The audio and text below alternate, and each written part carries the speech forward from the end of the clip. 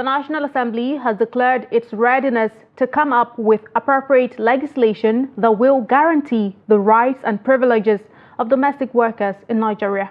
The Senate President, Godswill Akpabio, gave the assurance in Abuja on Monday during the opening session of a public hearing on a bill seeking to provide for the documentation and protection of domestic workers and employees. The minister encouraged Nigerians to make sacrifices in order to achieve their goals and support the government's effort to implement its programs and projects, emphasizing that collective sacrifice is necessary for the country's progress and development. The minister assured them that efforts are being made to address security concerns across the country. In the additional budgetary provision, 3.2 trillion naira is intended to provide equity contributions or counterpart contributions for priority projects and critical projects that require additional appropriation for the renewed Hope Infrastructure Fund. The other 3 trillion naira is intended to meet the newly proposed national minimum wage, among other things. Is that we have to make sacrifices in order for our country to achieve the growth that it requires. Those countries whom we are teaching our children have achieved this, have achieved that. We should stop comparing ourselves to where they are today.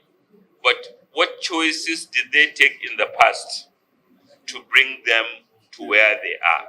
We don't have to take draconian choices like that, but we have to make responsible choices. In his opening address, Bichi tasked the minister to give details on the appropriation bill, including the 3.2 trillion naira capital expenditure increase and 3 trillion recurrent expenditure for the newly proposed national minimum wage transmitted by Mr. President for accelerated consideration.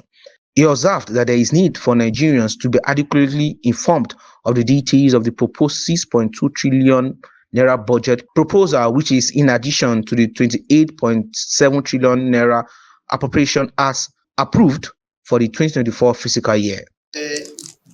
2024 renewed Hope infrastructure funds, as well as the recurrent submission by the Mr. President.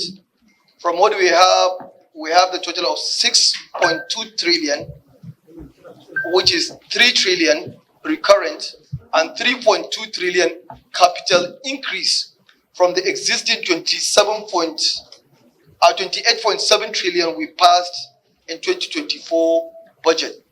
So, Honorable Minister, Honorable colleagues want to have more light. I wanted to shed more light in respect of the presidential request of 6.2 trillion, and so that Nigerians can understand more about this important exercise we are doing. Lawmakers applauded the government's efforts to address infrastructure deficits, but emphasized the need to address security issues.